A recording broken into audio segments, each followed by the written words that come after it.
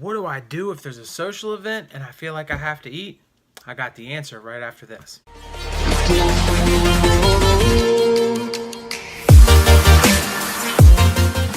What is happening, weight loss warriors? It's your boy C-Dub, and I'm here to tackle an important topic because so much of our lives is revolved around our social eating, and there's no other real nice way to put it. Weddings, at work, birthday parties, there's just endless amounts of time, and people celebrate with what? Food. Graduations. I mean, you guys can go on and on and on, right?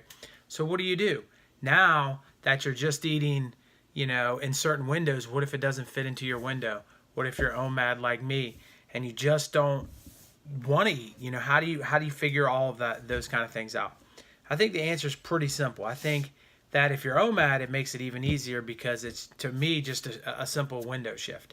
A really good example of this is at my school, we have a breakfast, and I'm required to bring something for the breakfast, and everybody's there eating it. And so all of a sudden, I don't eat breakfast. I normally eat dinner. Well, for that day, I just went and ate breakfast. I literally didn't eat dinner that night. I went ahead the next day and waited all the way till dinner. So I had a prolonged fast. It was short on one end, really long on the other end, and I was totally okay with that. It worked out just perfect. On the other side of that, you don't have to panic about it. If you felt like that situation, you feel like I can't go all the way around and wait a whole nother day to eat. You could have had breakfast, just chilled out, had dinner, and woke up the next day and waited till dinner, and you're right back on your fasting protocol. One meal outside of your window is not going to kill you. So I think that's something that we've got to understand when we're looking at eating in a social situation. So so that goes back to even a 16-8 split. Let's say you're eating 16 and 8 and you're having a birthday party, and right before your window they have cake and you want to eat a piece of cake. So this day you fasted for 15 hours. I mean, is it really going to kill you? No, it's really not. You're going to be okay. Hop back on the bandwagon the next day.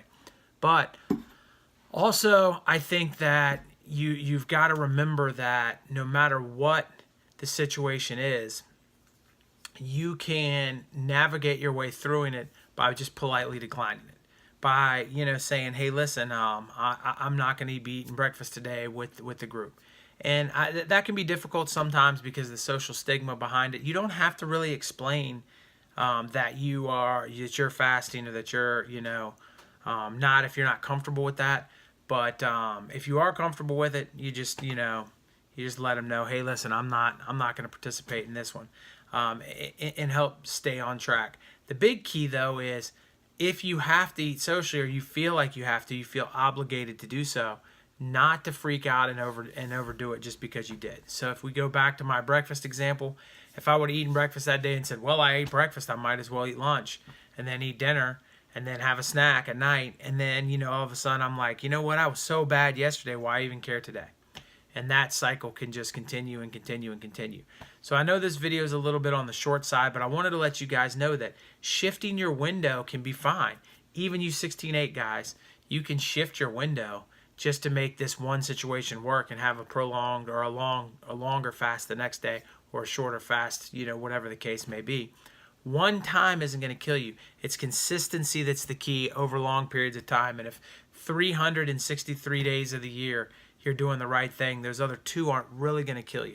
So I just wanted to let you guys know that it's not as bad as you think it is, and you'll be okay.